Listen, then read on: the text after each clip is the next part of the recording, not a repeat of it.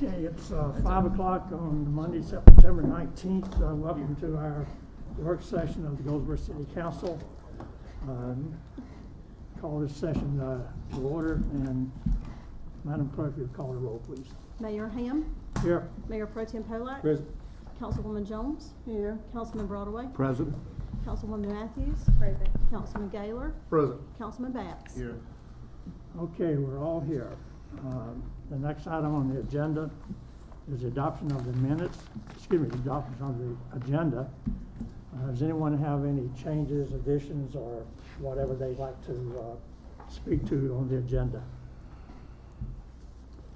I'd like to add the suicide prevention and action month proclamation, and we'll put that under the ceremonial documents. Is there any other recommended changes or additions? If not, motion to approve the agenda as amended. Motion to approve as amended. Is there a second? Second. Any discussion? I have a quick discussion. Sorry, Brad, told me not to play with that. Is it possible for us to see, I know we're gonna discuss the public records policy. Can we have that in hard copy? I know we've all reviewed it in the agenda packet, but is it possible to get hard copies, please? Thank you. Okay, so we have a motion to approve and second the agenda. Is there any other discussion? If not, all in favor, please show your vote by raising your hand. Okay, the motion, the adoption of the amended agenda is approved. We don't have any old business, so we'll go right into the new business on the golf cart fleet proposal. Mr. Obie.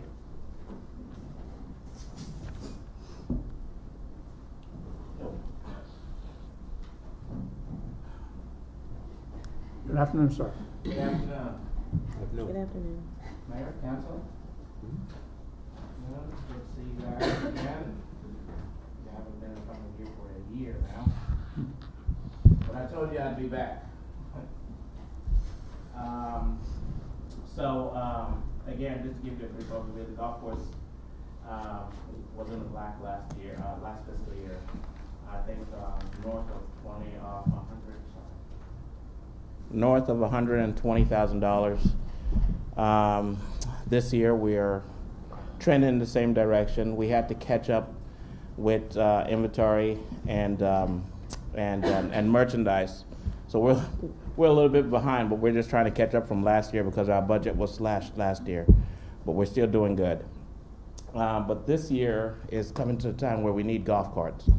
We've had the golf carts there for 4 years now. It'll be 5 years next year, and hence the presentation. So, wrong way. Middle button. All right. So, why now? Yes, it's a little early.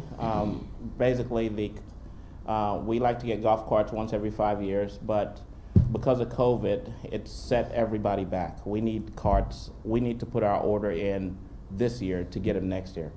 So if I were to order carts this year, I would get them in August. The earliest I can get them is August of next year. Hence the reason why I'm here this year talking. Normally the lead time was 3 months, but not anymore. It's something that we gotta put up now in order to get them next year. The resale value of our used golf carts right now is pretty high. Used carts, I think we paid right at $3,600 per cart last year, and we are actually getting $3,600 for them this year. If we were to trade them in, we're getting the same value. Of course, the cost of carts did double. I mean, overall. So now would be the best time to sell it. I don't think the used value will stay the same. It's going down. It's actually started going down. The technology we have in golf carts right now, it's really good. It could help save us money. Right now we use gas carts. I am leaning towards electric. We are not hilly, so we don't need gas. Gas carts are meant for gas with a lot of big terrain. We don't have that there. So it will be best for us to go to an electric cart. We would have to do some modifications to our cart barn to do that, which the cost will be not nearly as close as what we thought it was going to be. But the amount in savings that we're going to have and over the course of the year will pay for that modification itself. Also, we are losing daily rounds. We're not technically losing tournaments, but tournaments are limited to a certain number of teams based on the number of golf carts we have. The more golf carts we have, the more we can have playing the tournament, the more revenue. Right now we have right about 4 carts down. 2 of them need 2 engine replacements. The others need oil gaskets. It really is a mess. At a time, we had 7 down, but we keep fighting through it. We had a good mechanic. He tries to keep them going, but they do break down. So it's about that time. And, of course, we want to stay competitive with other golf courses that have already purchased new golf carts. Of course, we own 50 carts. They have extensive wear and tear on the body. We are a municipality. We can't really control that. They're bumps and nicks, and a small bump is nothing.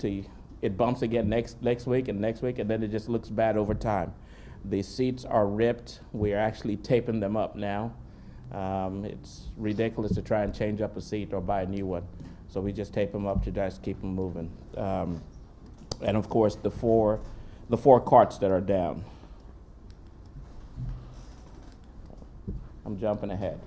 So, like I said, I'm recommending lithium batteries. They are the traditional battery golf carts, which we don't want to get into because that requires maintenance.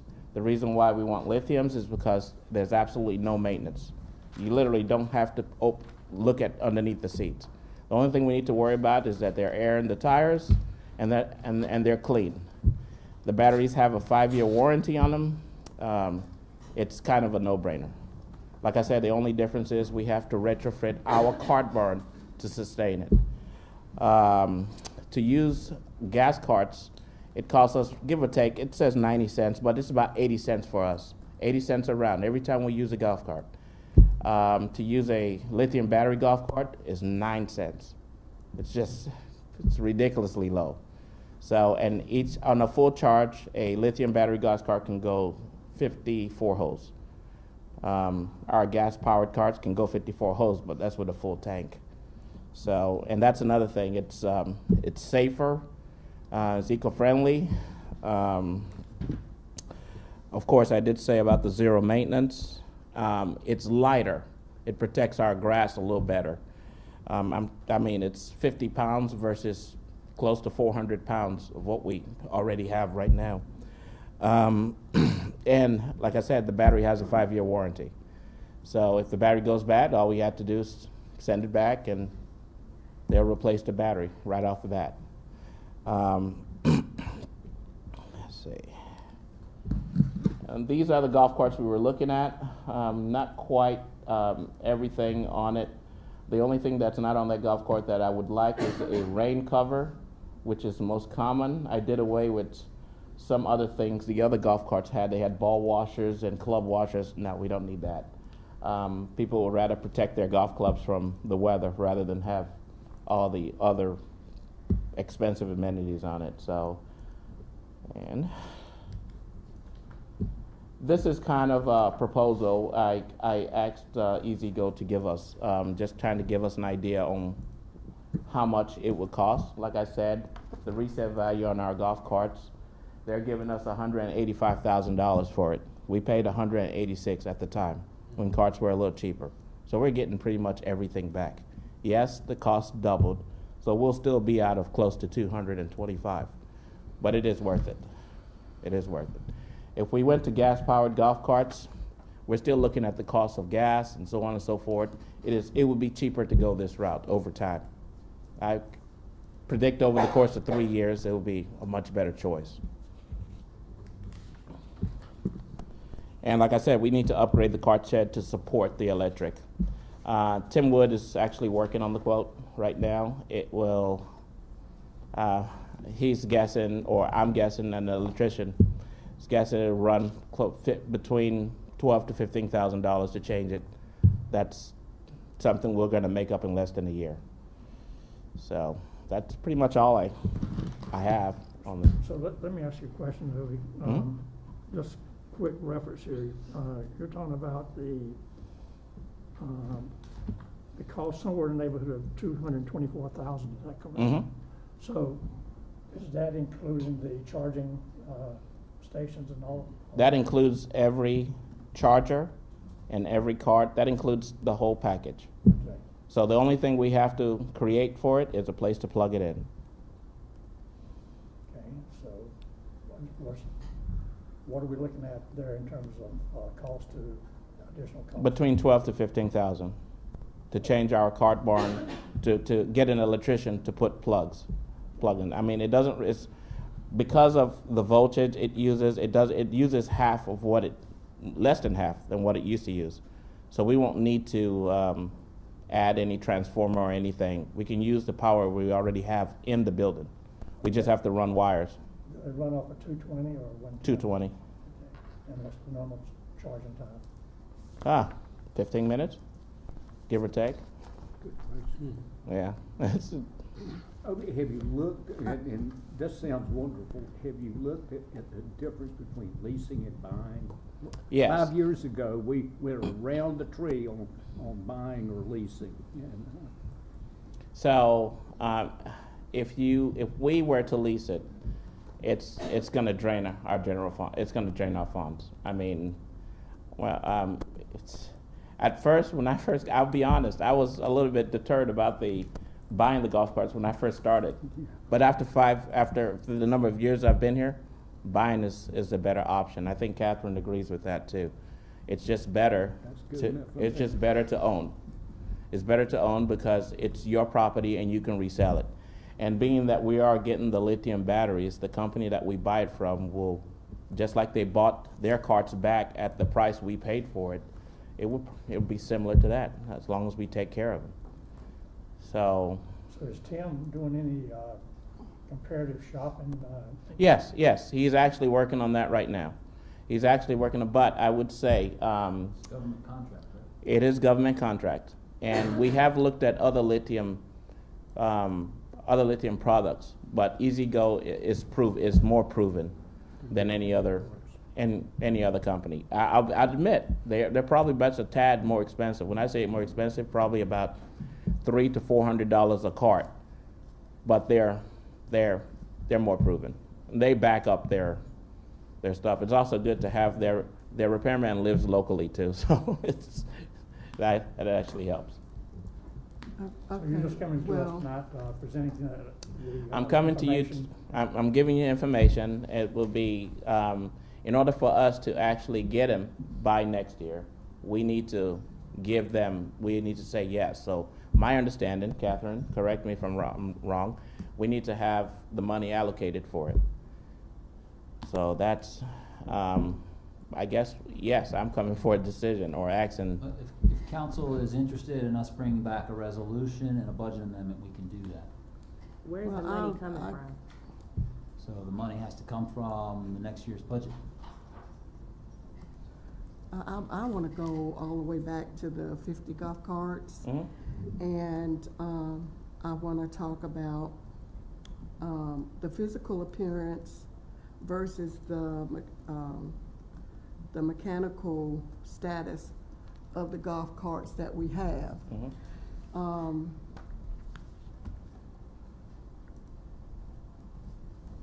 You were saying that you were having to, tape up some seats. Yes. Can you tell me the physical appearance? The most important thing for me is that we have workable golf carts and that they are attractive and that they are mechanically working and that no one is injured. Mhm. That's the most important thing for me when I look at things. So, how many golf carts? Like I said, looking at the physical appearance, and the mechanical status of the golf carts that we already have in place that we can functionally use? Less than half of them. Less than half. Less so- than half is what I would put out. If I were to sell that whole fleet, less than half of them will probably go to the market, and people will not pick up less than half of them because of the torn seats, the broken windshields, the dents on the frame of it, and let's not talk about the engines. Well, Those. see, that's when I say mechanical, that's what I'm talking about. But I wanted to take a look at what we could physically do with the ones that we have to, the cost of repairing the seats and checking the engines and making sure that they work, opposed to just jumping off and getting new golf carts. Thinking you're putting lipstick on a pig when you see. Beg your pardon, I can't hear you. Some of those golf carts, and I've seen them, I've been out there, they're in bad shape. They're 5 years, they're running all the time, people hitting And I curbs. understand that, but we're talking about 50, and have we assessed all 50 and see which ones we need to get rid of and which ones we can help the physical and the mechanical part to make it run functionally before we just jump, because we don't have a whole lot of money, and we're going up on stuff every day. So I want to, take a look at those things before we just jump off and decide to buy some new golf carts. No, So- you don't, but tell me if I'm wrong, you either have electric carts or gas carts. Can't mix match them. It's really difficult. So Okay. I'm looking at your savings in the, yes, I'm not looking at now. You are responsible for your numbers right now. I'm looking at what this will mean for you in the next 3 to 4 years. In the next 3 to 4 years, it saves you money. I mean, it will be blatantly obvious. It will save you money. Yes, we're spending now, but it will save you money in the long run. The reason, some of the mistakes, most decisions are made when they say, let's lease versus buy. Sometimes they want to lease because they don't want to pay out a lot of money, but in the long run, it costs you money. So I've never looked at the picture right now. I've always looked at the picture in the future because it's still going to be there. So I guarantee you, if you were to get electric carts, maybe not lithium, but if you were to get, even if you were to get gas carts, in the long run, it is going to cost you money because we are repairing golf carts left and right. I wish I had my mechanic here. If he came up here, he'd probably cry because he's repairing carts every day. And we have never had a full 50 carts repaired at one time in the last 2 years. There's always been at least 4 carts down. So, and I ordered parts today for him. He's gonna fix those, get them running. Some more are gonna break down. It's time for a new fleet. And just naturally, fleets are supposed to be refurbished every 5 years, at the latest. Okay. And we do want to remain competitive with other golf courses. There are other golf courses in the area. Yes, I'm not aware. saying golf carts are the main reason why people will come play, but it is one of the amenities that we could provide. As far as, I'm pretty confident the golf course will. The carts we bought 4 years ago has lapped what we paid for. I'm pretty sure we can do the same with the new fleet. So, and I know But we're it's, still running in the black financially. the golf course still running in the block, yes. It ran in the black 2 years ago. It was in the black last fiscal year. We're looking to be in the black this year also. I'm finished. Catherine, do you want to comment on the funding? I was just gonna say, we can come back maybe at the next council meeting and let you know a little bit more about fund balance. We expect to add to fund balance in FY '21 and FY '22 as well. So when you see those audits come back, they should be adding to fund balance. Obviously, we would come out of fund balance to pay for these, and because of the money that the golf course is making now, I think they will cover the cost of these carts. How much business do we lose, Obi, because we don't have carts ready? Do you have any idea? I haven't really just calculated it, but I know we have waiting lists at least every weekend. We have at least 10 people waiting for golf carts to play. We have 30, we have 52 weekends, maybe not every weekend, let's just say 40 weekends, 400 people, 400 times 40. That's give or take. And that's not counting the weekdays that sometimes we do run out of carts. We didn't run out of carts today. It was a hot day. It's Monday. Yesterday, they were out of carts by 11 o'clock. Tomorrow, I'm pretty sure members play. It's going to be out. We're going to be out of carts around 12. So we need more carts, yes. Do we need more than 50? Yes. But I'll be happy to get 50 right now, 50 working ones, where we don't have to worry about telling a golf tournament. We've hosted, 30 events this year, maybe a little more, and we always have to call them back and say, hey, listen, we can only take 18 teams because we have 7 carts down. That's not what you want to tell tournaments or people who come out there to host your events. It's bad press. They won't come back next year. They'll go someplace else with more carts.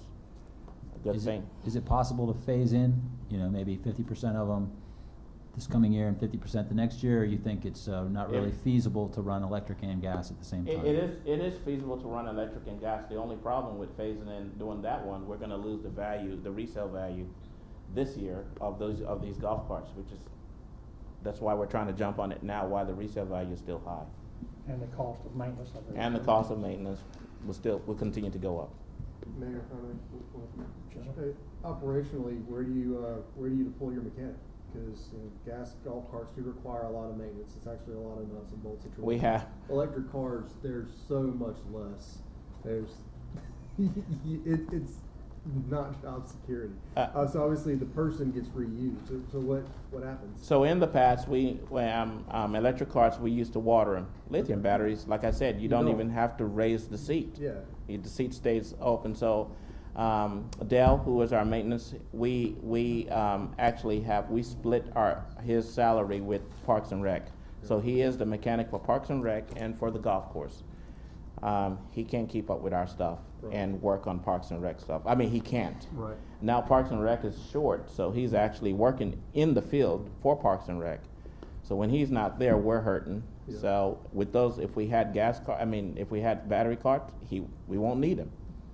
Right. Pump up a tire, change a tire, we can do that ourselves. So he could focus more on repairing our golf course equipment, which that's probably going to be another discussion the next couple of years. So because But it does give you the opportunity to put your mechanics time somewhere else, productively somewhere else. Right. That's correct. Thank you. Does the council want to defer this to the next meeting after we have an opportunity to hear some financial input? Yes. Okay. All right, we'll see you next Thank you, meeting. Thank you, Obi. Okay, the next item is the public art selection for Center Street. Good evening, Matt. Good evening, good Mayor and afternoon, Council. Afternoon, is it? Good to see everyone. It's great to be here. I am here tonight. Can y'all hear me? I'm here tonight to give you a preview of the public art that was selected for this year and walk you through the public art selection process, as I always do. I'll try to be brief. I know there's a lot on the agenda tonight, but I thought this was a great opportunity to introduce you all to Miss Kayla Jones, who is fairly new in our department. She is our marketing administrative assistant. I'm so thrilled that she's with us. She's wonderful. She's great at what she does. She's taken on a lot of projects already since she started, so I wanted her to see all of you and say hello. I'm glad to be here. So Kayla has helped with a lot of projects, as I said, and one of them was the public art steering selection process. I say this about a lot of things, but this is one of my favorite projects that we do every year. The reason being that art is truly viable to a vibrant downtown. It makes a tremendous difference. It's a point of constant positive remarks from visitors and public alike, and it's something that everyone can take in as an attraction, no matter what they're here to do. Art is one of these things that is available to everyone, no matter your socioeconomic background. So I think it's naturally a great fit for a downtown. So without further ado, let me go. I knew I was going to do that. All right, so just a brief history on the public art selection process. Again, I know that we talk about this every year, but when Center Street was redone, when the second phase of Streetscape was started, actually before it was started as part of the design process, public art was already incorporated. We knew from even the time that we applied for the grant to fund this major overhaul of our streetscape that art was meant to be a centerpiece. One, we knew we wanted public art, but naturally it's a great fit for a roundabout. There aren't a lot of other options for roundabouts other than landscaping. And again, it's very attractive.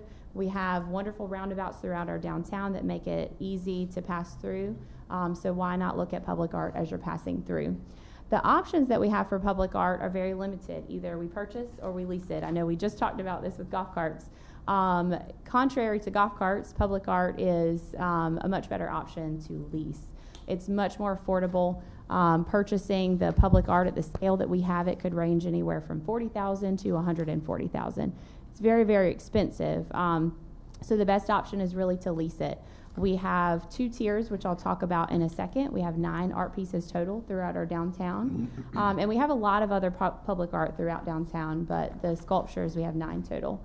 The art is selected by a steering committee. They meet once, so it's the easiest committee that you'll ever be a part of.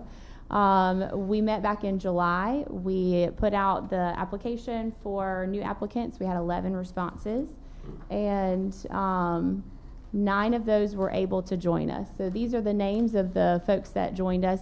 Every year, I'm a standing member as well as someone from the Arts Council, and typically Angie from Wayne Community College, who's an art instructor at Wayne Community College.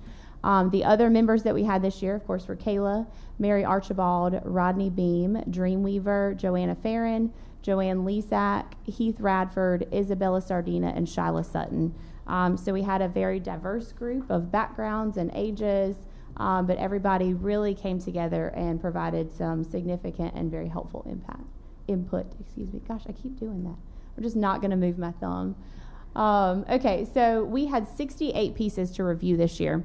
If you'll recall, we work with a public art consultant. Not only does he put out requests for proposals throughout the country, which is very helpful. Our art pieces come from all over the country, predominantly up and down the East Coast, but anywhere from Massachusetts to Florida.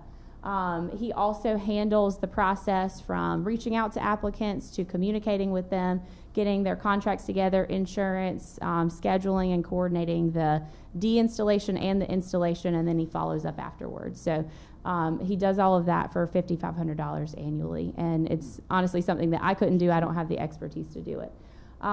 So our group met on July 20th, and we shortlisted the pieces to 16. We put out the public art pieces that were shortlisted for input from the 27th of July to the 5th of August, and I'll share those results with you shortly. The categories that we talked about, we have a large category. There are 5 spaces of those in our roundabouts. There are $3,000 annually to lease. We finalized 6 of those and put those out for public input. And then in the medium category, those are in our medians as well as the John Street parking lot entrance. Those cost $1,500 to lease. We have 5 spaces for them, and we had 10 finalists. There we go. So I'm going to walk you through those finalists that we picked out. So Cosmic Dancer, this one's very bright and vibrant and fun. It's made of painted steel and plexiglass. A few of the things that we consider when we look at these, just so you know, are scale and color. You know, we want them to stand out, but we also don't want them to all look the same. So we try to bring a variety when we narrow them down to the public. But we really take a lot of time to focus on scale to make sure they'll make an impact in our streetscape. So this is the large category. This one is 10 by 10 by 4. Procession, which is actually 6 individual pieces. So you can see at the base, each of those is one piece. There are 6 of those. Those are made of painted steel as well. Neutron Star, which is one of the largest pieces that we selected, is 21 feet tall. It's painted steel as well. And now you can see why they cost so much to purchase. Swing thing, this one is interesting because it's actually interactive. You can sit on it and actually swing. That was something that the Public Art Steering Committee was really excited about, and the public for that matter. Prevail, which is a little bit different. It's also colorful. It's 11 feet tall, painted steel as well. Phantom Chalice, this one is unique because the red piece of it is actually the nose cone of an F4. It's made of steel, and the top of it is actually military helmets. And then I'll go into our next category, medium. Give Me Shelter is wood and age 10, and you can see what it looks like in the smaller picture with the sun setting through. It's beautiful. Revolution, which is stainless steel and glass. It's actually pretty tall for one of the medium pieces at 16 feet. Medley, 11.5 feet. It's painted steel. Queen Busy Bee. This is one that a lot of the Public Art Steering Committee really liked. The public, not quite as much. Painted steel and enamel. Guardian Wings is 8 feet tall. It's made of steel and wood. New Dawn, which is made of corten steel and paint. It's very similar to one that we had in the past, which is probably why it wasn't finalized or chosen at the end. Peaceful Passage is 2 pieces. It's 9 feet tall, made of aluminum.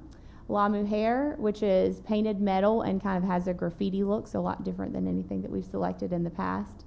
Ariel is steel, it's 7.5 feet. And Umusambi, which is painted steel, and it actually looks to me a lot like stained glass. So those are our selections, and I'll show you what we narrowed down to. As part of our public comment, we had 213 responses, so we had a lot of great input. And I think all of it was pretty positive, actually. So these are the ones that, based on that input, were selected, and we hope to sign contracts and move forward on. Prevail, Swing Thing, Neutron Star, and Procession in the large category. And then in the medium category, we have Give Me Shelter, Revolution, Peaceful Passage, and then Guardian Wings and Umusambi. So unless you guys have any questions, that's all I have for you tonight. I did want to leave you with an invitation on Friday, October 14th at noon at the Hub. We will actually do our public art installation ceremony. I know several of you have been to that before, so I encourage you, open it. Go back to the swing, I have a question. Oh, the swing, okay. So that's an interactive piece, and who is going to maintain that? Who's going to maintain it? Well, if the chains break or if the seat wears out or whatever. The artist would be responsible for that. We do have insurance on all of our pieces if anything breaks. I think we've only had to use it twice, Catherine. Once because of a hurricane and once for another reason. But if we needed to, we could, utilize the insurance for that, but we would contact the artist and they would actually come and repair it. And we have liability for injury, of course. Yes. Yeah, we take care of all of that before we sign our contracts. So. Okay, good. Yep. And that will not be in one of the roundabouts that you're driving around either. So that's actually going to be in front of the Freedom Tree. So it's partial roundabout, but it's closer to the tree. Any other questions? October 14th is the dedication. October, what did I say? There I go again. 14th. Okay. There we go. October 14th, noon at the Hub. I hope you all will join us.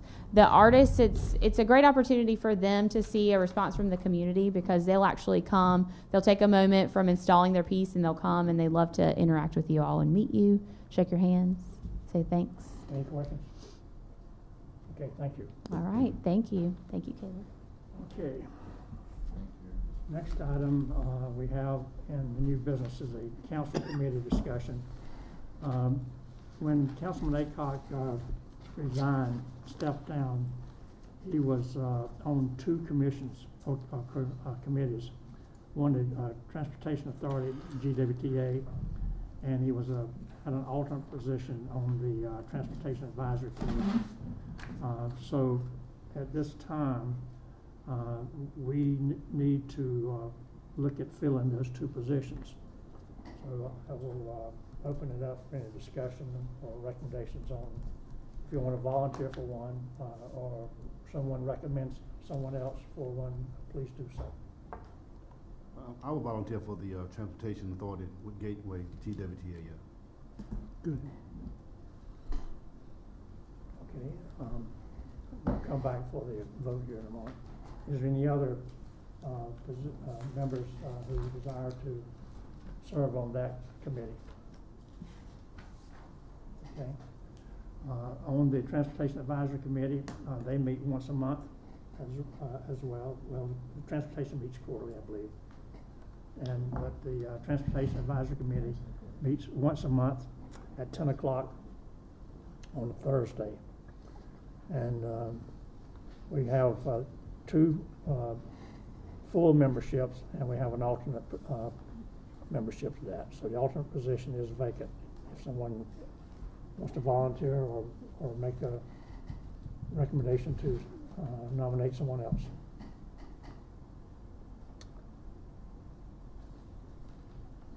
Well, I would encourage us to fill that alternate position, because sometimes, even though that person doesn't get to participate often, there are times when that alternate position is needed in order to have a quorum. We're like most other committees that sometimes run short of personnel or members.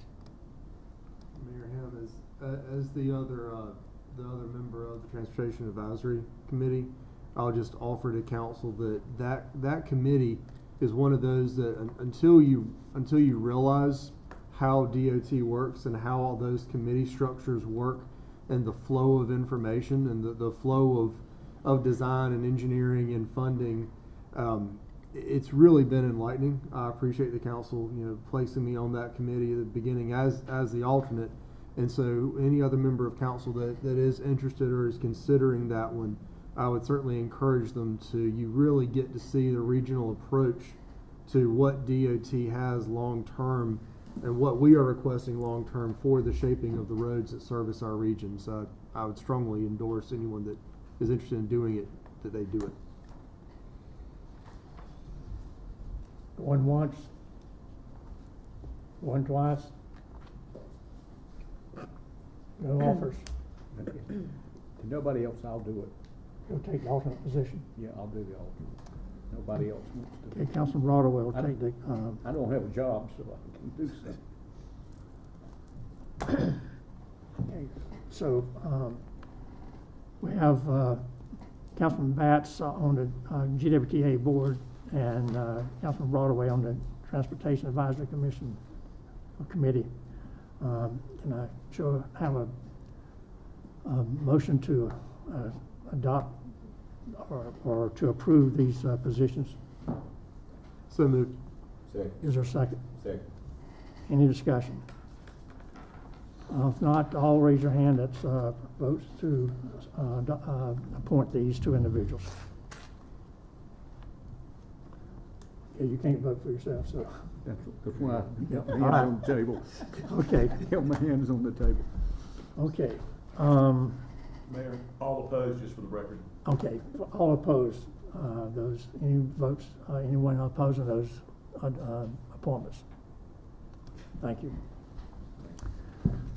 Okay, we're now hour and 20 minutes before the 7 o'clock edition, so we'll move to the consent agenda items, C through L on your agenda.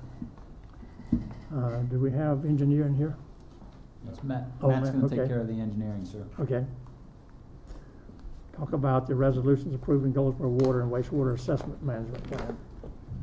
Thank you, Mr. Mayor, Council. What you have in your packet is essentially a item to approve or consider for approval water and wastewater asset management plans. These have been worked on. We've got grants for them, $150,000 for the water, $150,000 for the sewer. Essentially what we're asking you to do this evening is to go ahead and approve these plans so that we can submit this one in particular, submit our grant application for about $8.5 million for some sewer, quite a bit of sewer investment and manholes and lines and things like that. And that's going to help us get points if we go ahead and get this approved. I think we were just a few points away from getting funded last time. So we're really confident if we can get this approved that we will be able to get this grant. And that's the same holds true for the water one too. So there's both a water asset management plan, and that's what's first considered, and a wastewater plan. So I'll entertain any questions. It's a pretty detailed plan. Basically what they do is they provide you a backdrop for your CIP. So we know it's out there, we know it's in the ground, we know it's problematic for us, where we need to focus our funding, and how we can determine what our funding needs need to be based on the problems that we have and what we need to get fixed so that our system will function properly and we can have adequate waste and adequate waste handling and water capacity for our citizens. Any questions? Okay, sir. Next item is the approval of resolution to request funding through the state grants for the wastewater. So in your packet, item D there is a resolution requesting approval to apply for that grant that I spoke generally about. It is an asset, again, it's providing funds to help us for our grant application.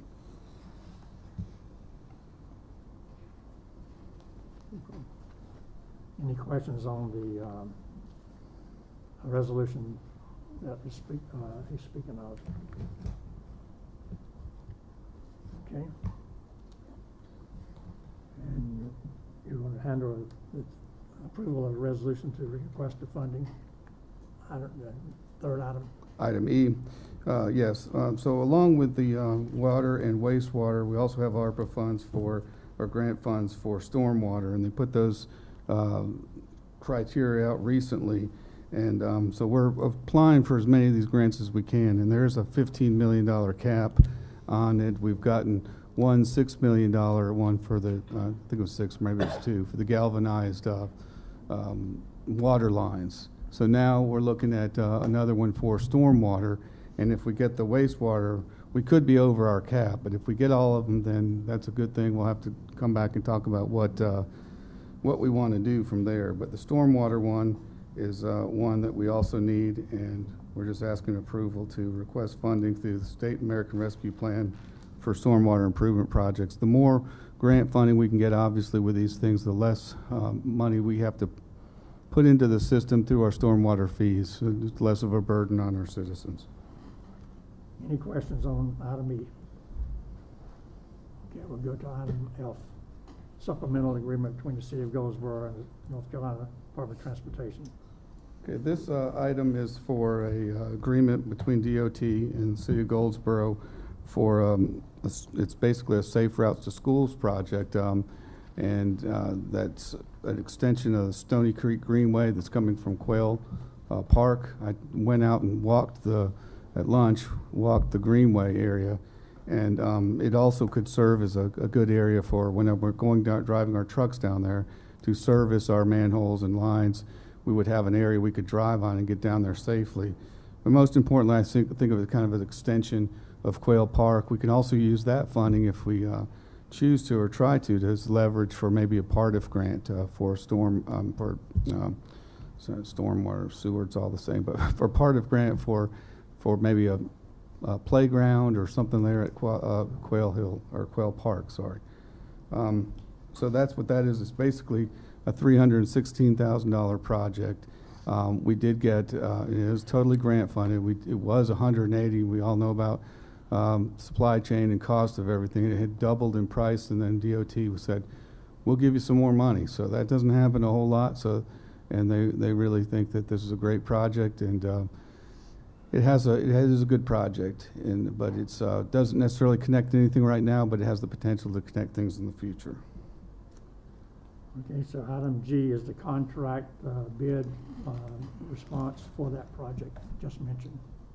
Yes, sir, and that was a low bid right now. That's what we're recommending is Fred Smith. I think people are familiar with that contractor. This would be a pretty simple project for that company to do. And they've done many of them. Mayor, if I may. Sure. This one, I'm certainly not against the one that we're doing, but I think another another route that really does need some attention, and I don't know the answer to this one because it's an engineering challenge, is connecting the Boys and Girls Club to North Drive School. I've had a number of citizens that have mentioned it to me, over the last several months. It's just something that it's been a challenge, and there's a lot of children, a lot of families that go from Jefferson Street and Jefferson Homes between the Boys and Girls Club and North Drive, and if there is a Safe Routes to Schools project that could be invented over there as well, I would be all for it. I realize that's not what's in front of you today, but I just wanted to publicly say that one too, because that one is something that needs attention. Well, we are seeing some more money through, and you're talking about the programs there that through the state, and the carbon reduction program is Right. another one where we feel like we'll be able to fund some more alternative transportation. But we have a really nice greenway system, as you know, along New Hope, and that's kind of what the same thing is. It's a 10-foot wide hard surface pavement, so you can have traffic going both ways with someone with a kids and mom with a stroller and a bike going different directions. There's plenty of room. We need to connect those paths and neighborhoods, and there's lots of growth in places like Kyler Best. So we need to develop that system, but it is going to have to be done incrementally. So we need to prioritize those, and that would be one we could certainly prioritize into the mix of things. I'd be happy to do that. And please understand, I'm certainly not speaking against the ones in front of us today, but just adding that one Yeah. to the I agree. consciousness. If we could use the money anywhere, we might do that. However, the state has given us money for this, and I think it's prudent upon us Absolutely. to take the money that the state gives us and use it for the benefit of the citizens here whenever and however we can. Thank you. Councilman Gaylor, I had I had your discussion with them Right, last week, right. and unfortunately, this money is Oh, tied absolutely. strictly to that, but I had some question about, is it the best way to spend that money, but we don't have an alternative. We Absolutely. have And to I'm not take it- speaking against the current project at all. Yeah. Purely, and I know I was a bit out of line actually, because it's different subject matter, but just wanted to put that one into consciousness as well. I agree. Thank you. I agree. Okay, the next item is the item H, the operating budget amendment Catherine's got that. for finance. Thank you. Thank you, sir.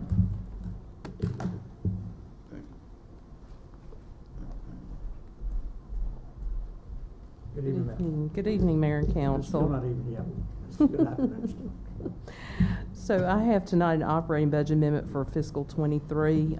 Earlier, council was presented a resolution to accept a grant and authorize the mayor and staff to execute an agreement with North Carolina Department of Transportation related to the Stony Creek Greenway. The amount of the grant was $367,500. This is not included in the current FY23 budget, so it is necessary now to amend that operating budget and appropriate the expenditures so that staff may proceed with the award of the bid so they can begin executing the terms of the grant agreement. The expenditures will be funded with grant reimbursement revenue from the NC Department of Transportation. And there is also no local match, which is wonderful news. So you've been presented tonight with an ordinance to amend the FY23 budget for $367,500. Any questions? Okay. Okay. My next item is accept or reject initial bid and authorize finance to advertise for upset bid for 1005 Ivy Street to Miss Janice Johnson. This is a city-county-owned property, and council must either accept or reject the offer, and if accepted, authorize advertisement for upset bids.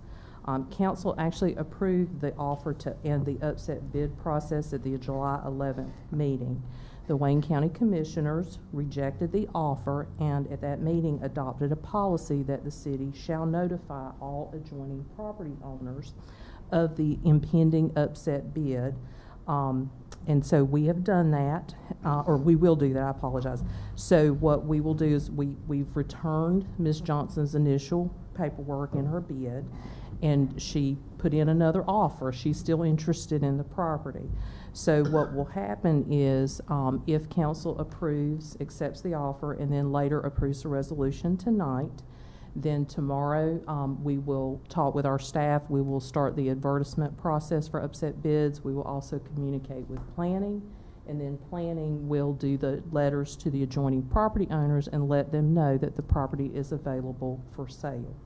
And then at the end of the upset bid process, you know the drill. You know, if we don't get any, then we will commence to letting the county know that the process is completed. We informed all the property owners per their policy and would ask them for concurrence. So, you know, we have that tonight. The offer was the same, $1,230. The tax value is $2,450. Has a zoning of R6. We received the bid deposit in the form of a personal check. I think that's all I've got on that. So at this point in time, I would just ask the council to accept the bid for 105 Ivy Street for Ms. Janice Johnson, and I just need that in a vote in form of a motion and second. So you're saying that we've already done our part? We're redoing it again because they rejected it. Right, so we haven't redone it. We have not. So at this point in time, once it's approved, we will do the process again, and then planning will step in and help us do those letters. And the letters essentially just say, 105 Ivy Street, your adjoining property owner. It's going to be going through the upset bid process if you would like to put in a bidder. And their reasoning behind it is to get more bidders in the pool, to attract that interest by letting the adjoining property owners know. Okay. Yeah. So I have a question. Are you done, Councilwoman? Yes, thank you. My concern is if we have to notify, and I think we should, notify those adjacent property owners, should we do that first before we open a bid up? It just doesn't seem fair to Ms. Johnson, who already put a bid in, who now may possibly lose that property if an adjacent property owner already wants it. So when we put a property out for sale, can we notify the adjacent property owners first before we allow other public to come in and make a bid on it? So you still have to go through upset bid process, which requires an offer, and for this council to accept the offer. Okay. So the council has to they have to declare the property surplus first, then they can accept the offer. So if you want to market the properties, then that would be a little bit different discussion than me just asking you to declare it surplus. I think that becomes an issue with the city manager's office, where you talk about, I would like for you to put these properties up for sale. I would like for you to let adjoining owners know. So for soliciting them as far as offers, the property is out there for sale. So if you want something done a little bit differently, where there's more widespread advertisement of what we have for sale, I think that's a conversation for the manager's office. Well, I think what I'm saying is, and I'm sorry if it wasn't clear, I think what I'm saying is, we have this property, right? Let's talk about the one in question. And then we have the two adjacent property owners that we need to notify in case they want to buy it, right?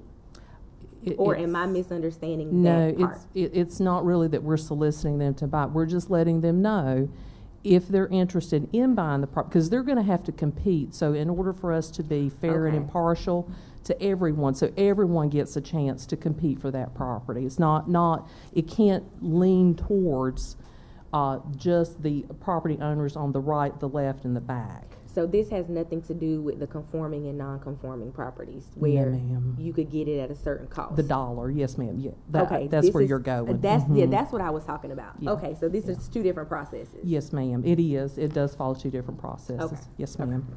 Okay. So Catherine, the county is... Thank you for that. Yes, ma'am. I'm sorry. I just wanted to tell her thank you. The county's requirement of notifying adjoining properties, is that in fact physically adjoining?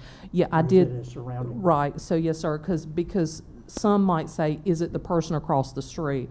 So I clarified that with County Attorney Andrew Neal, and he was talking about physically abutting the property. In most cases, it's going to be the right, the left, and the back, unless it's a pie-shaped property. So, okay.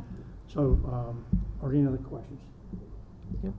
So we have a request here to approve the initial bid that was submitted by Janice Johnson for the property. And the bid is $1,230. Is there a motion to accept the bid? Motion to accept. Is there a second? Second. Is there any discussion? And we're gonna do this moving forward, right? This is something we're, So we got a motion been made and second. No further discussion. Please show your approval for this by raising your hand. Any objections or opposition? Nope. Okay, thank you. Thank you. Okay, city attorney contract. Yes, sir. Next subject, city attorney contract amendment. On December 18th, 2017, City Council approved the city attorney's contract in the amount of $150 per hour for the attorney and $60 per hour for legal assistance paralegal work. And this service shall increase upon automatic renewal biannually every 2 years at a rate of 5%. Mr. Lawrence has requested a rate of $200 per hour and $85 per hour for legal assistants / paralegals. And this again is to increase biannually at 5%. The law offices of Everett, Wamber, and Lawrence have served the city of Goldsboro for many years. Attorneys have significant institutional knowledge regarding the city. The city attorney advises city council and city staff and managers all legal matters for the city. It is recommended the council adopt the attached resolution amending the contract for the city attorney effective October 1st, 2022. As you've heard the issue, the background, there's a copy of the contract in your folder. Is there any questions? I do. Mr. Lawrence, this is nothing against you. Okay? Sure.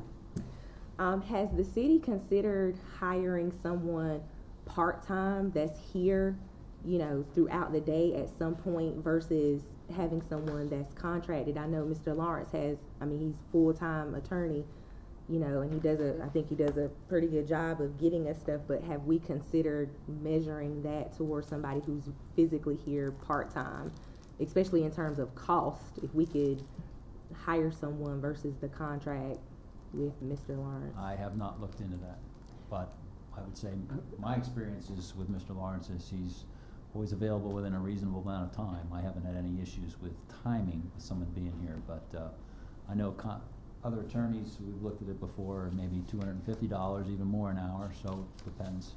We could benchmark that more if council would like us to. I can say that approximately 3 to 4 years ago, I don't remember exact time now, but its previous council did discuss this, hiring an attorney, city attorney just for the city of Goldsboro on our payroll, and it was discussed, but no action was ever taken. So, thank you for sharing that, but I mean, I'm asking, is that something that we could look at again and again? It's nothing to minimize the work that Mr. Lawrence does. I'm just asking in terms of even cutting costs. If time is not an issue, that's fine. That was just something that I mentioned, but you know, I think it'd be a great addition to have someone physically on staff, even at a part-time rate. So that's why I was asking that. I wasn't trying to be contradictory. I was just trying to give you some background that had been discussed before. That was then, now. So. Excuse me, could you repeat what you said? I didn't hear that. So when it was suggested that we council, do part-time, I'm sorry. had you said that you had looked into it? No, I'm asking you. Oh, okay. I heard that, but I apologize. So during the previous period of the council, back prior to 2020, speaking of 2016 through 2019, and I believe it was in 2019, thereabouts, could have been 18, this issue did come up in discussion, and it was batted about, and in the end, it was determined that we would continue with the same process we have been in the past in terms of contracting our attorney rather than having an attorney on staff. And I was part of that discussion. I mean, I saw that discussion, so I mean, I wasn't sitting in this seat, but I was listening to that discussion, and for those of us who saw that conversation, we can see what the contention was easily. So I'm just saying, as being good stewards of our money, and this is nothing against Mr. Lawrence, and I hope he knows that, it's just saying, I think it's worth looking at least again. We said that they've served us for many years, and then sometimes finding someone new can bring a different component. It could freshen things up. Mr. Lawrence, don't take that offensively. I'm just saying, I think it's worth looking into. And I think I would like for staff to look at that before I make a decision on renewing a contract for Mr. Lawrence. So, I was just talking to Catherine, you're not just paying for Mr. Lawrence, and he can probably talk to this better than I can, but he has paralegal work as well, for that $85 an hour. So it's more than just the hours that he's putting in, that you would have to work with. So I'm happy to do what council would like us to do, or ask Mr. Lawrence to do. Well, what else does that $85 include? Who else is working with is someone working with you? I have a certified paralegal that's worked for me for 26 years, and so she is the one that assists me. Oh, okay. Could you do what she does? Could you do it yourself? I could, but you want to pay me $200 an hour to do it versus for $85 an hour to do it? So I get her to do things that's going to be simpler, that doesn't require legal analysis or certain legal writing, that's going to be a simple matter. Like if I have her mail a letter, spending time to mail a letter, I can have Sandra mail the letter.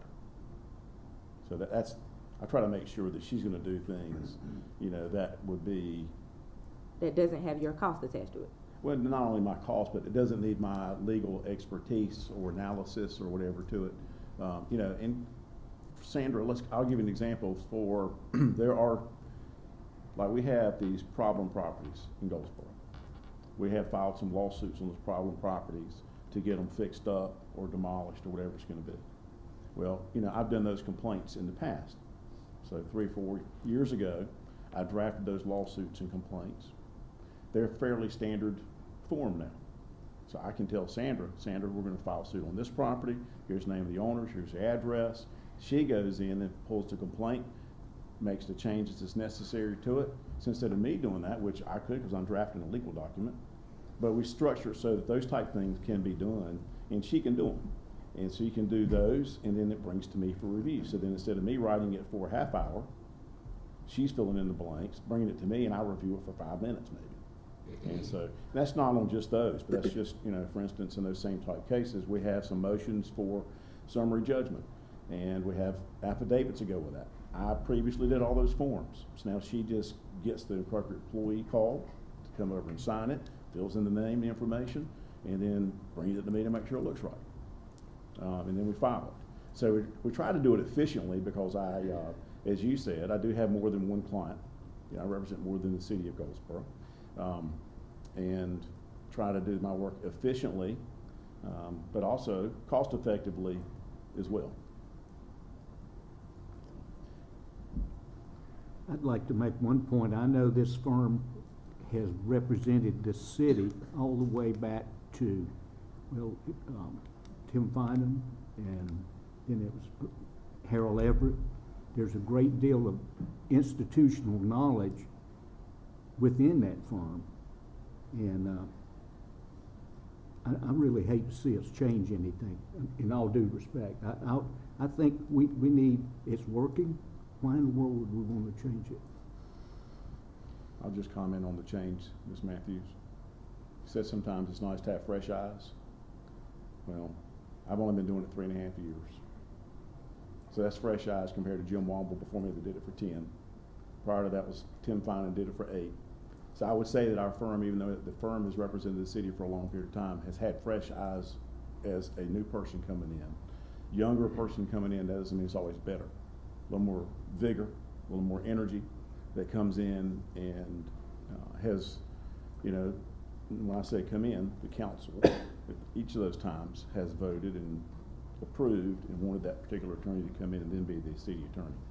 So to some degree, even though the firm is represented, there has been fresh eyes over a few years here and a few years there before another attorney gets and works on behalf of the city. And I think some of my perspective is certainly different than what Jim Womble's perspective was. And Jim Womble was a fantastic law partner. I'm a little more aggressive than Jim was, so it's a little different atmosphere there. And I think some folks who've been in the city for a little while probably can attest to that. A little more willing to be a little more aggressive. In fact, Jim used to ask me to help him be more aggressive sometimes. But just as we go forward in representing the city, I sent the email back out in May. And I did not bring it back up to the mayor until a few weeks ago. I wanted the city to get through the budget process, the other issues that were pressing the city through that period of time. I certainly was wanting it to be approved starting July 1. That's why I sent the email back in May, if y'all remember that. And Ms. Matthews, I think you even asked one time, you said, are we gonna talk about the email Ron sent? And I didn't bring it back up again. And I thought, let's get the city through all this other mess, and then I'll bring it up again. And just for clarification purposes as well, you know, when I did the email, I did some research to find out what other cities are paying. I did send in the email comparison of what I've actually been contracted to pay for other municipalities. There's another municipality that's asked me to come in and do some consulting work, and they've retained me at $250 an hour. So I'm representing the city of Goldsboro for less than I get paid for other municipalities, and I spend about 70% of my working week working for the city of Goldsboro. We've budgeted $150,000 for that, so it is in the budget, this increase. Do you want to make a motion that we take some further action so far as the staff reviewing? I mean, I don't want to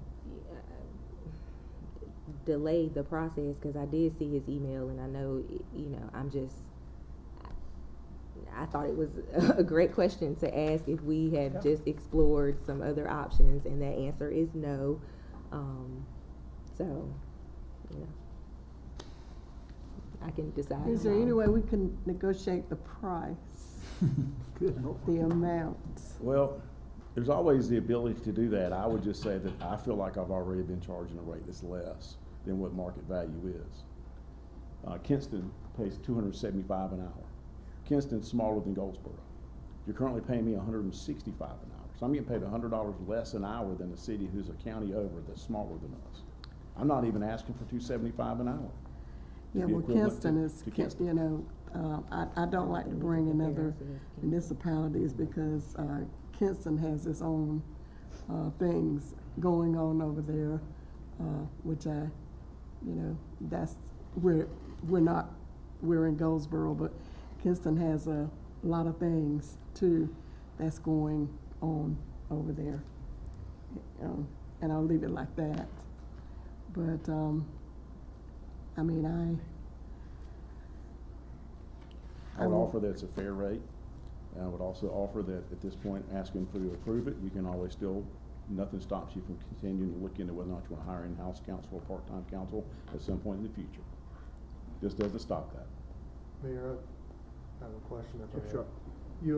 Catherine, you alluded to the budget. We have a fixed amount in the budget that we've already approved for legal services, right? And any expenditure above that amount would end up coming back before council regardless of hourly billings, right? Right. So the amount of money that we're going to spend on legal services has already been set and approved by this council for budget, right? Okay. In the past, I think it was 115, 120-ish, so we've included the price increases. Ron mentioned it in May timeframe. Because Councilwoman Matthews' point, I mean, even the county has done that. I don't disagree with the approach at all. Let's just making sure that the funding, that we're not talking about increasing the budget line. We're not talking about any of that. We're talking about the billable rate and how quickly those funds are utilized, but we're not talking about changing the total pool of funds, are we? Yeah. Right. Okay. That answers my question. Thank you. Sure. If I could just point out one more thing. Sure. County actually has 2 attorneys. Y'all are getting along by with 1. Yeah. And a very seasoned paralegal. 3/4 named Susan, Yeah. who we're very grateful for. Susan, if you're watching, thank you. Sandra. Well, I just screwed that up. That's okay, but no, thank you. And none of the questions that I asked, you know, I just met you 3 years ago, And none of the questions that I asked had anything to do with you personally. I'm just, looking at our budget and the things that we are doing, and your services are greatly needed. So that's nothing, that I'm saying against you. I would just want to negotiate and do what we can, what's best for our budget, because we don't have any money, and that's one of the reasons why we had to raise the utility and some other things. So I want our citizens to know that even though we want good quality legal service, we want them to know that, we're doing our fiduciary I understand. service. Thank you. Okay. So if there's no suggestion, a motion that we table this or take it out of the consent agenda, Mr. then Mayor. we'll leave it in. Mr. Mayor, I'd like to make the motion that as Attorney Lawrence, he's requested a rate of $200 an hour for himself and $85 per hour for his legal assistant. I'm sorry, I didn't hear that. I just made the motion Put your that. mic to you, because we can't hear you. Oh, okay. I made the motion that we approve Attorney Lawrence of the Everett Womble and Lawrence Law Firm a rate of $200 an hour for him and $85 an hour for his legal assistant paralegal. The motion is made to accept the proposed. Are we supposed to be doing that right now? We were, it's on the consent agenda. Yep. So it can remain on the consent agenda. If you want to take it off the consent agenda, make it an item of individual action, then you can vote on this separately. But if the feeling is it's not an issue with it, or there may be or may not be issues with it, then leave it on the consent agenda. That's, I think, a discussion that you can have at this point. I think that's what I said before, but. Yes, sir. But then Mr. Broadway made the motion to go ahead and approve it. Yes. So unless we have a motion to take it off the consent agenda, it will remain there. Well, then For the vote. we just vote on it all together. Well, it'll stay on the agenda. I make a Let me motion see. that we remove it from the consent agenda and make it a individual, item requiring individual action. The motion is made to remove it from the consent agenda and make it a item for requiring the individual action. Is there a second?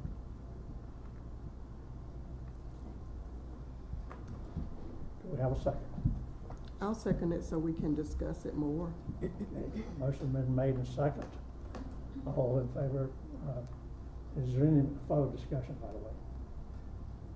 All in favor of moving it from the consent agenda, putting it under items requiring individual action, please indicate by raising your hand.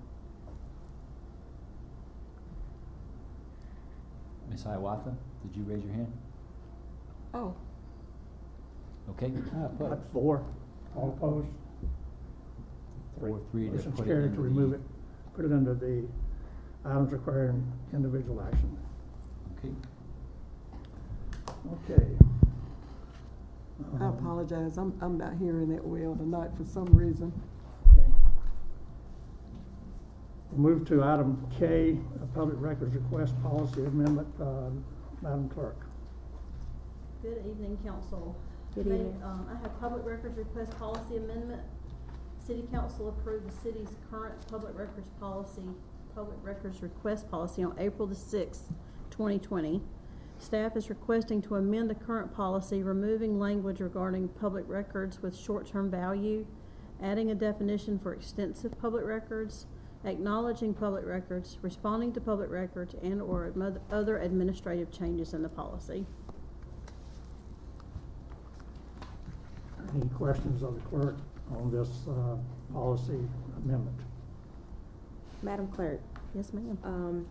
under item F, the clerk is responsible for providing the written response. I'm not gonna read that whole statement, but I just wanted to give everybody a chance to get where I'm at. Yes, ma'am. On page 2, when we struck out 1, 2, 3, and 4, that language is added at the very top of that sheet, right? Yes, ma'am. So I see different things like providing the record versus providing the entire record. That's not gonna change us, I mean, it's just a wordplay. If it's a wordplay, cool, but I wanna make sure No, it still means the same thing. yes, ma'am. I based this policy on some other municipalities, and that's just the way most of them had it written. How they write, okay. Any other questions on this policy amendment change? One more thing. On page 3, records exempt from the public access. When it says personnel records, I know in times past, what looks like it's been striked through was available to the public. Is this saying that that is no longer, or we're just removing the language? I'm gonna let Ron respond to that one. Which number are we under? That's We are on A, on number page 3, Number 3. records exempt from public access. Personnel records. We discussed it just being simpler, just saying personnel records and citing the statute, because the statute sets out what is public information in and of itself. And so instead of her or anybody going through the policy and just stating what the statute already says, I felt like it was just more wise to say personnel records and then reference the statute. The statute tells you what is and what is not is public. And you'll see that's consistent with each of the ones below there, really. There wasn't just doing personnel that way. My position was if you miss something, then you've not said something that is public, you said something that's not public, and you put it here, because the statute may or may not change, which is not up to us, it's up to the legislature. And so it's easier just to have the statute being referenced, because it does set it out. And we can't override that. Is there any other questions regarding the policy amendment? One more question. Sure. For C, and this might be a Mr. Lawrence question, Madam Clerk, but with the attorney client consultations, you know, we have that marked out, and then we have that statute marked out. I just want to know what changed, what's in the new statute versus the old one, like what changed? If you know right off, if not, it's not a big deal. I don't. I didn't really anticipate those questions, to be honest with you, so I didn't go through each one of those.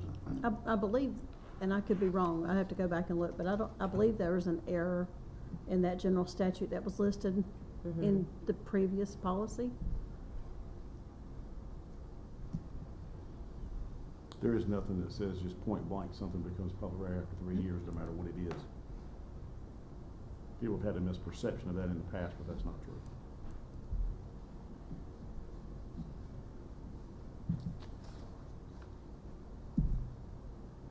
It says, the new statute, General Statute 132.1.1 for those watching, it does reference,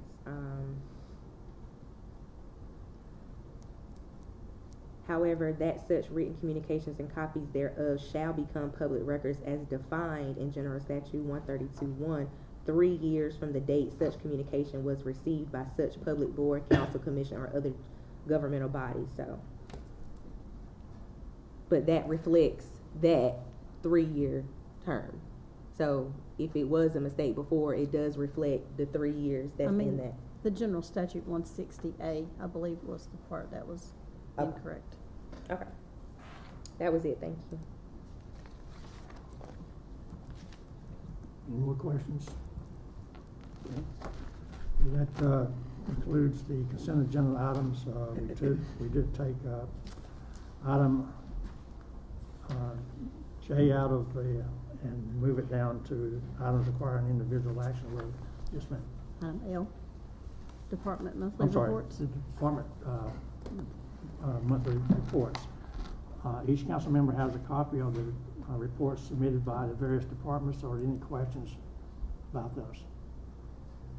I didn't have a question, but I had a comment. I don't know if you guys had time to look through them, but it was good to see that there were no complaints that came through for community relations.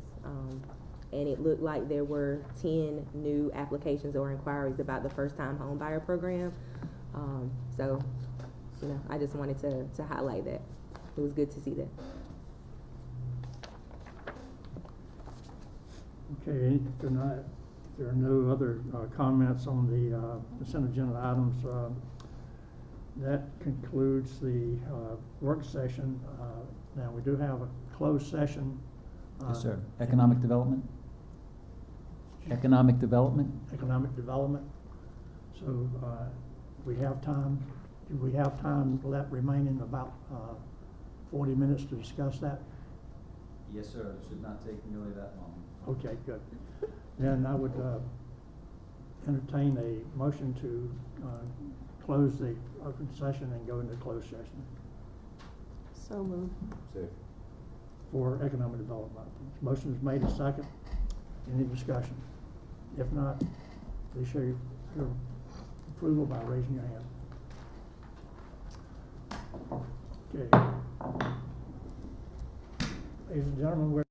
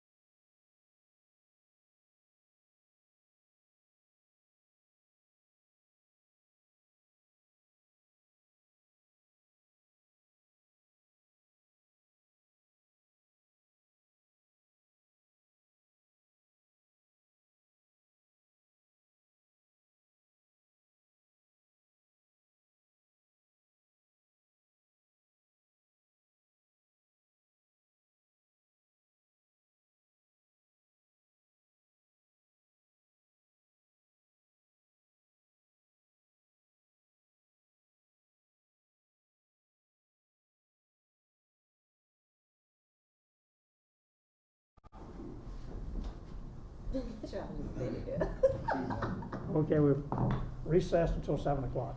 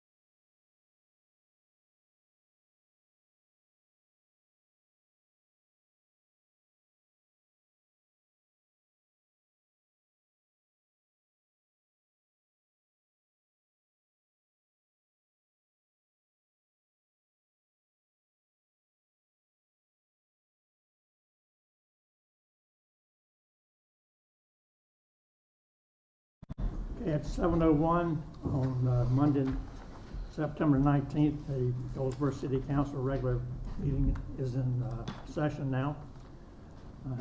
Madam Clerk, if you'll call the call the roll.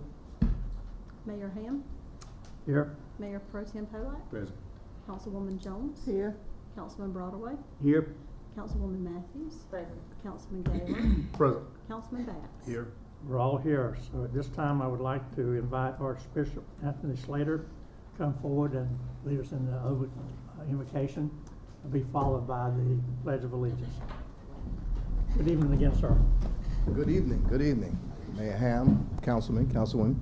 Let us go before the throne of grace. Father, we thank you for this opportunity that we can call on your name. Father, we thank you for the city of Goldsboro. We thank you for these that we have elected to do the bidding on our behalf. Father, give them strength, give them understanding, give them clarity of thought in every decision that they're making. Give us favor again, favor with you, Lord, and favor with man, as we continue to grow this city, as we continue to help those who are here. Father, we thank you for what you're about to do in this next season. We glorify your name and never forget you. In Jesus' name we pray. Amen. Amen. Thank you, sir. Pledge allegiance To the flag of the United States of America and to the republic for which it stands, one nation, under God, indivisible, with liberty and justice for all. I want to welcome our visitors and guests to the council chambers tonight, and to those who may be viewing it on video or on whatever media you happen to be using. We'll go into the approval of the minutes of the work session and regular meeting of September 6, 2022. Is there a motion to approve those minutes? Motion to approve the minutes. Is there a second? Second. Is there any discussion? All in favor, please signify by raising your hand. Everybody voted, so there's no opposition. We don't have any presentations this evening, so we'll go into public hearing. And planning is here, and you'll present the items. Item B is the issue 922 for duplexes on the west side of East Ash Street. Good evening, Mayor Ham and council. Yeah. Where's the clicker at? Here it is.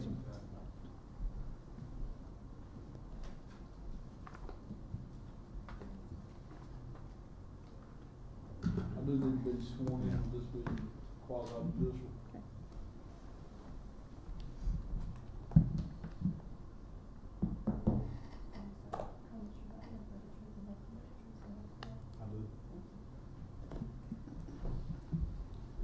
This is a special use request for a 2-duplex multifamily development. Whenever there are more than 3 units, a special use permit is required for duplexes. This property is located at 110 Carriage Road. The parcel is approximately 0.74 acres. As stated, 4 units are being proposed. The owner and the applicant is Phil Grant. The survey of this property and site plan was conducted by B.R. Carnegie, and it's located in the R12 zoning district. The city land use future designation for this property is low density residential, and this applicant is requesting the special use permit to establish this multifamily dwelling. Looking at an aerial view of the property here, you can see it's located right off of Ash Street on the corner of Ash and Carriage Road in the general vicinity of 70. Looking at the zoning designation, this is in the R12 district. This district was designed to accommodate for both single-family and multifamily residential uses, and to prohibit all activities of a commercial nature except for certain home occupations. The multifamily requirements here, you have to have 12,000 square feet of land area for your first unit, and it allows for an additional 6,000 square feet for every unit subsequently to come after that. A maximum of 4 units would be allowed for this property based off of the acreage. Here you can see R12, it has adjacent R20 as well as some general business zoning. The land use designation places this in the low density residential designation. This designation was given based off of the existing residential development patterns in the area. The desired density for this low density designation is 2.5 units per acre, with corresponding zoning districts being R20 and R40. Even though that this proposal for 4 units does slightly exceed the desired density, it's not anticipated to be out of character with the surrounding zoning and land use. And as you can see here, low density residential is on the north side of Carriage Road with some commercial land use designation on the south side. Whenever this was sent out for review, it was sent to our TRC review committee for comments. There was minor notation requests and changes submitted back to the applicant just in regards to small things on the site plan itself that needed to change. Seymour Johnson indicated that no structure was to exceed 249 feet, and engineering has requested that separate sewer service be provided for each apartment and has recommended using the existing taps in place there instead of core drilling the manholes. And this would all be addressed in the site plan review. This is just preliminary provided to the applicant at this time.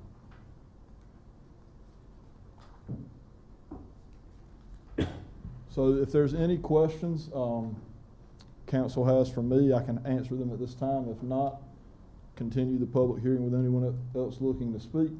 And then once you've concluded with that, you can move into deliberation of the 4 findings. Any member have a question of the speaker? Any questions? Yes, sir. Thank you. So this is a public hearing.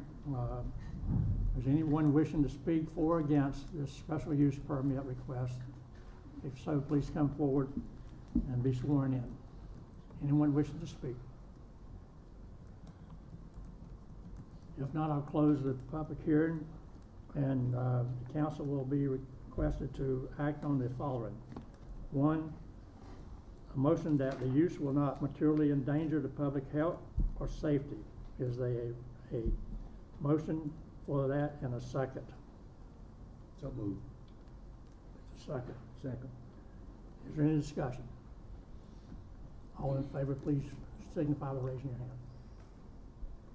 Okay, the next question is, and there are 4, a motion that the use will not substantially injure the beneficial use of adjoining or abutting property. Is a motion made for that? So moved. Second. Motion is made. Is there a second? Second. Any discussion? All in favor, raise your hand. Okay. The third motion is that the use will be in harmony with existing development and uses within the area in which it is located. That's the motion. Is there a second? Who's making the motion? Excuse me, is there a motion? Excuse me, I gotta hear myself. So moved. Is there a second? Second. Any discussion? All in favor signify by raising your hand. Okay. The last motion is that the use of this property will be in general conformity with the City of Goldsboro's comprehensive land use plan. That's the motion. Can I have a motion for that? That it will be used in conjunction and conformity with the City of Goldsboro's comprehensive use plan. So moved. Is there a second? Second. Motion's made and second. Any discussion? Not? All in favor, signify by raising your hand. Okay, we got a, okay. That motion is taken care of. We do not have any more public hearing items, so we'll move into the public comment period. Anyone wishing to speak, please come forward. You have 3 minutes. The time will be shown on the monitors. Anyone wishing to speak, please come forward. Good evening, ma'am. Hi there, how are you? Good, Good good. evening. You state your name, please. Terry Bradley. Go ahead. So, hello everyone. I just wanted to introduce myself as a member of the Community Development Relationship Commission. Wanted to let you know that we're here, ready to work. We're excited about the new things to come. This particular commission has a lot of energy. We have a lot of questions. We have a lot of curiosity. We are here to serve our community. We are here to be a liaison between the community and the council. And we've gone above and beyond. We've extended our meetings from 1 hour to 2 hours on a regular basis, and we do use those 2 hours. We've gone outside of our requirements and gone out to the community to meet other people to get input on what they think needs to happen in their community. Today I participated in a Zoom call that had a lot of questions in reference to the CDBG funds. So I just wanted to let you know that we're here. My counterpart is also here. I'm not sure if she's going to come up and say anything, but we are here to make our presence known and to serve the city, and I just wanted to introduce myself as the chair. So. Thank you for coming forward, and thank you for volunteering for this very absolutely. important commission too. Absolutely, I appreciate it. It can have, and I hope it will have a big impact on the city of Goldsboro. Thank you so much. And I hope there's a lot of good oversight in the way the money is spent, and it, like I said, it can do a lot of good with proper people on board. All right, thank you so much, Mayor Ham. I appreciate it. I do have one question. I don't know if the protocol is for the meeting, but I do have some input in reference to the golf carts. I don't know if I can even give input on that. Go ahead. So I did read the email when it came out last week, and my questions are, do we have a contract with EasyGo? Because I'm hearing they're pretty high priced, right? And so if we don't have a contract with EasyGo, have we reached out to get additional bids from other companies and other makers? We do have a proposal from EasyGo, quite detailed, several pages in writing. We can use that as leverage to another company to see if they can beat that bid.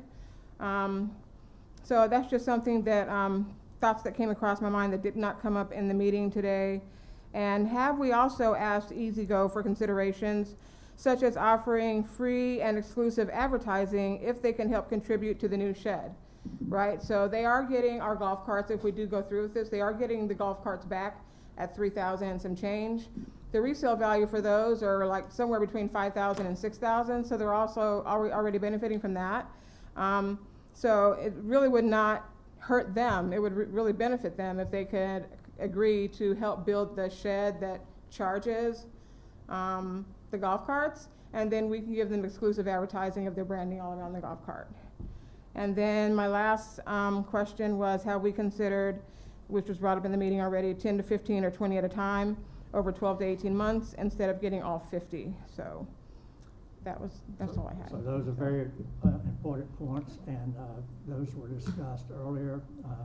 This matter is coming back before the council. Sure. And in the meantime, the manager, our person, individual Tim Wood, Catherine, our finance person, along with Obie, will be trying to answer those questions. Thank you. Thank you, everyone. Thank you, ma'am. I just would like to say. I'm sorry. You have a question? You know, I don't have a question.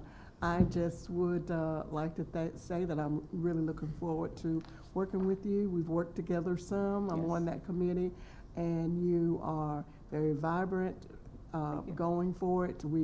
We've gone over the bylaws again. It's a new group, and Mr. Washia is very active, and I do appreciate being on that committee, and I'm looking forward to the things that we're going to do.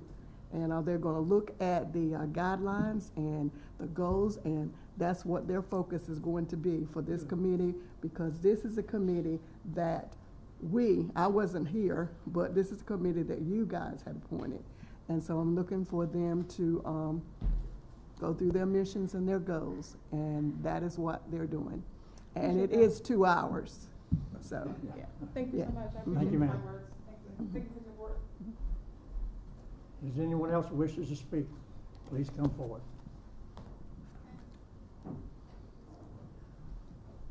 Good evening, ma'am. Good afternoon. My name is Rashia Lancaster. I am the co-chair for Community Relations and Development. I just wanted to reiterate what Terry said. We are really excited. We have some great things going, and you will see us more often. Thank Good. you. Thank you so much. Thank you for your voluntary time as well. Anyone else wishing to speak? Anyone wishing to speak? If not, I will close this public comment period, and we'll move forward.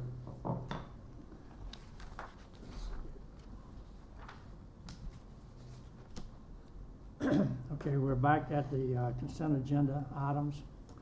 You've heard the items presented, items C, D, E, F, G, H. We moved I to the items requiring individual action. No, J, sir. So C through L with the I'm exception sorry, of excuse J. me. Right, it's J, not I. And K and L. So is there a motion to approve the consent agenda with those items? Motion to approve the consent agenda with those items. Second. Motion is made and second. Is there any discussion? If not, Madam Clerk, would you call the roll? Mayor Ham, Yes. Mayor Pro Tem Polak, Yes. Councilwoman Jones, Yes. Councilman Broadway, Yes. Councilwoman Matthews, Yes. Councilman Gaylor, Yes. Councilman Batts. Yes. Okay, the consent agenda is approved as stated. The next item is items requiring individual action, and the action is the city attorney's contract. So, anyone want to discuss this issue? Would you like me to Okay, reiterate the if issues? there's- Would you like me to mention it again from Yep. the previous Yes, just for the session? sake of the, So, on December 18th, 2017, the City Council approved the city attorney's contract in the amount of $150 per hour for the attorney and $60 per hour for legal assistance paralegals. And that is to increase upon automatic renewal biannually at the rate of 5%. Mr. Lawrence has requested a rate of $200 per hour and $85 per hour for legal assistance paralegals. Again, that would biannually increase by 5%. The law offices of Everett, Wambrill, and Lawrence have served the city of Goldsboro for many years, and its attorneys have significant institutional knowledge regarding the city. The city attorney advises the city council and the city staff and manages all legal matters for the city. It is recommended that the council adopt the attached resolution amending the contract for the city attorney effective October 1st, 2022. you've heard the sort of a short version of what we discussed before. Is there a motion to approve the city attorney's amended contract? So moved. Motion's made. Is there a second? Second. Motion second. Any discussion? I just wanted to reiterate quickly what my comments were. So again, you know, it's sad that I have to say this, but it's not personal, okay? It's business. And just as any other position within the city, we have a hiring process. And I did some research during our break about this. The conversation that was had in 2017 with the board was about a full-time staff attorney. I was referencing a part-time staff attorney, which would significantly cut the cost in half. And, you know, there are municipal attorneys out there. So whereas I get it, it was also concerned that, you know, in the past when we were being advised by that particular firm, there was no contract. What the city did was they made appointments.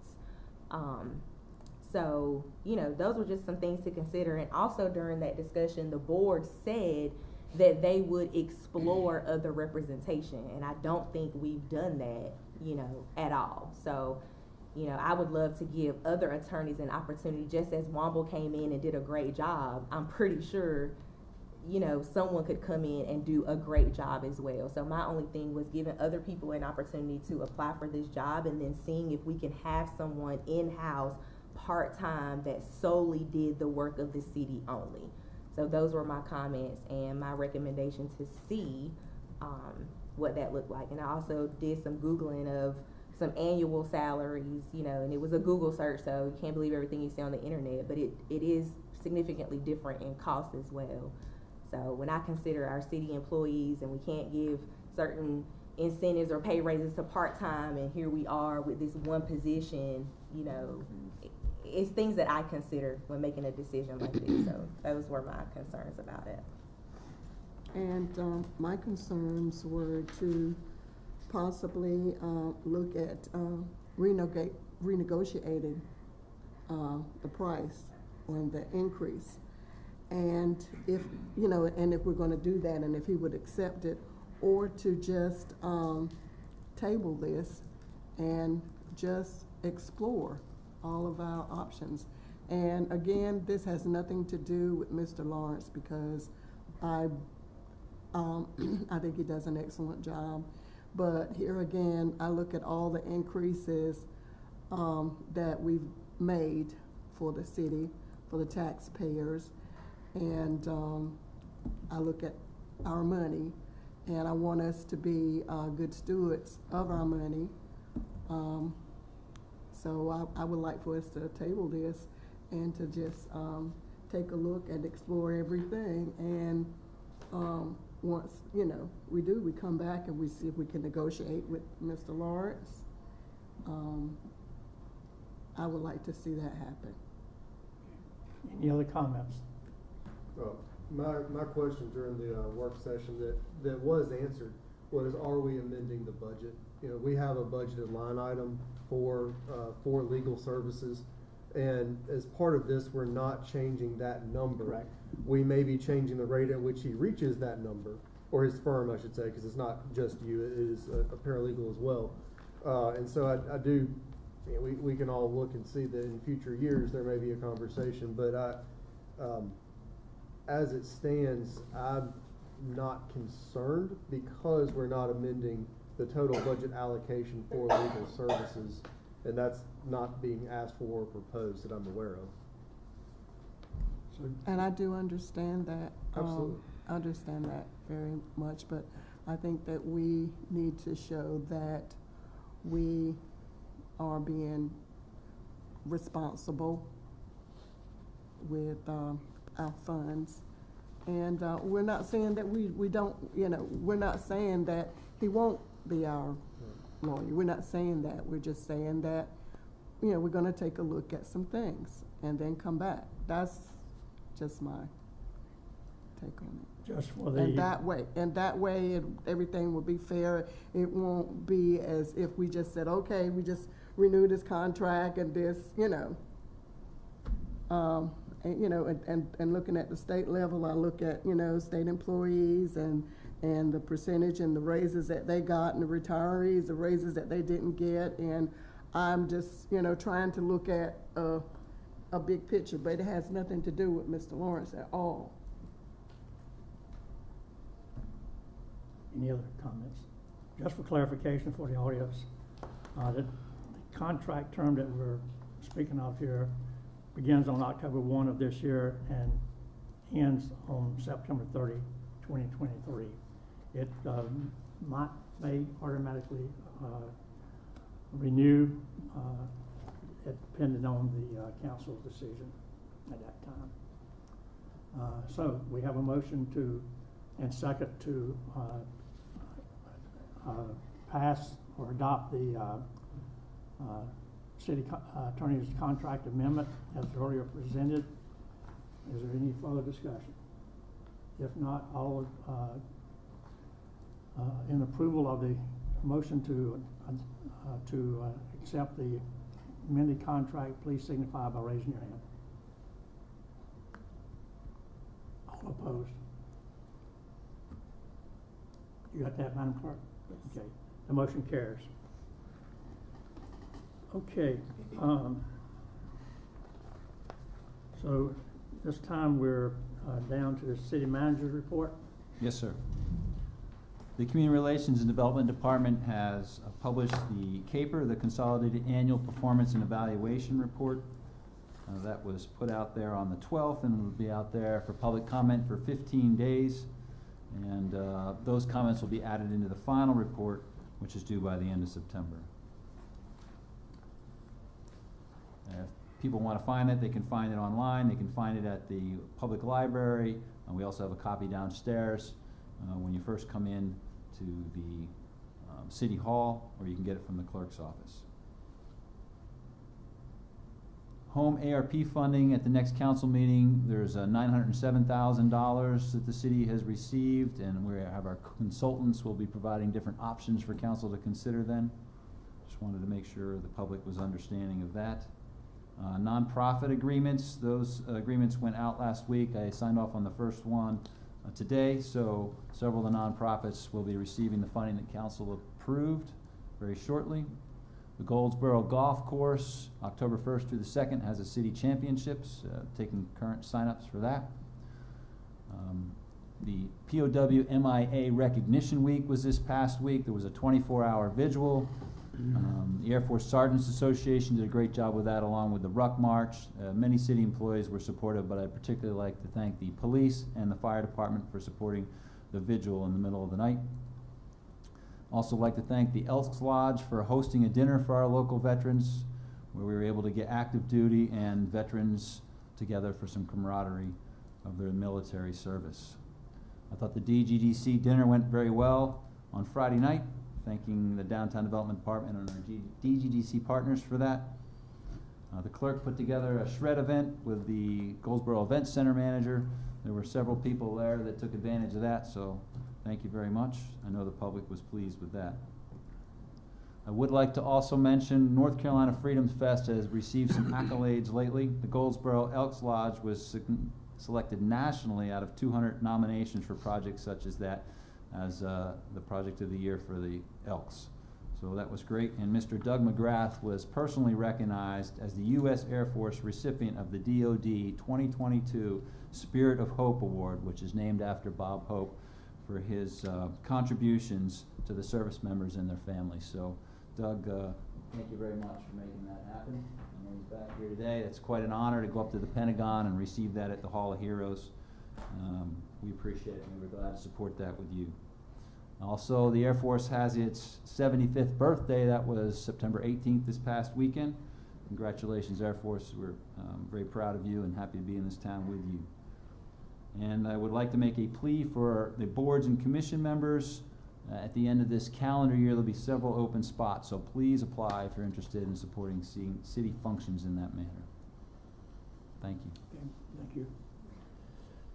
Okay, this time we'll have a couple of ceremonial documents, and we'll start with the resolution expressing appreciation for services rendered by Harry McLaurin as an employee of the city of Goldsboro for more than 27 years. I don't believe Mr. McLaurin is present, is he?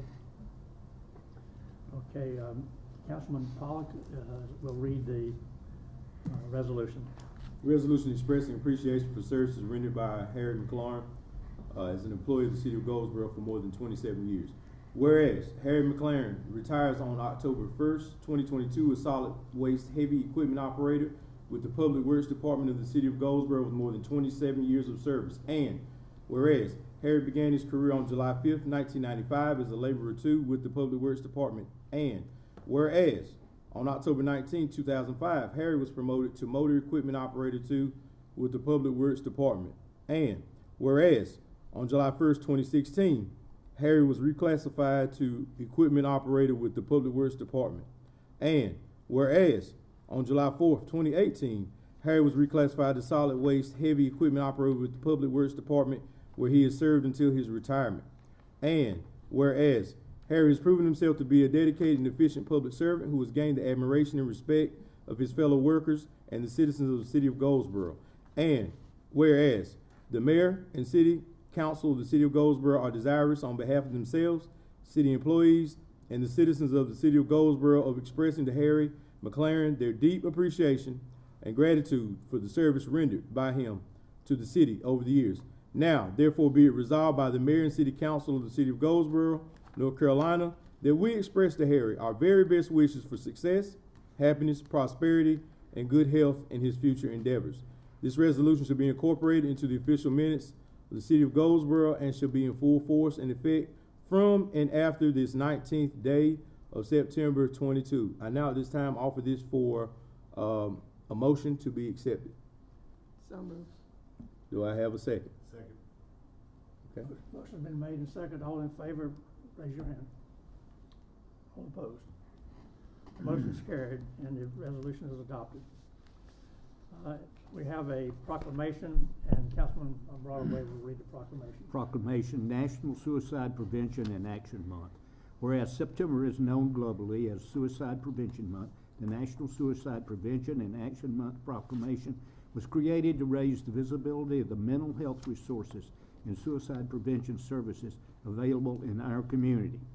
And whereas to the American Foundation for Suicide Prevention, suicide is the 10th leading cause of death among adults and the second leading cause of death among individuals between the ages of 10 and 34 in the U.S. Whereas more than 48,000 people died by suicide across the United States in each year, with an average of 132 suicides carried out daily. And whereas each suicide directly impacts a minimum of 100 additional people, including family, friends, co-workers, neighbors, and community members. And whereas people are encouraged to recognize that there is no single cause of suicide and no single suicide prevention program or effort that will be appropriate for all populations and communities. And whereas the City of Goldsboro publicly places its full support behind those who work in the fields of mental health, education, and law enforcement, and whereas we encourage all residents to take the time to understand the importance of mental health education and recognize that taking care of ourselves and others includes taking care of mental health. Now therefore be it resolved that the Goldsboro City Council does hereby proclaim the month of September as National Suicide Prevention and Action Month and call upon our community to observe this month with compelling programs and events that support this year's observance. Now therefore be it resolved that the Goldsboro City Council as citizens to support suicide prevention awareness by attending the Suicide Prevention Awareness Vigil on September 30th, 2022 at 7 p.m. on the steps of Historic City Hall.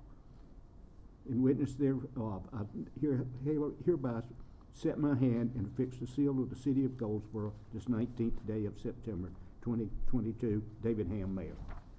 Thank you. Okay, that brings us to the Mayor and City Council comments. I'll start with you, Ms. Jones.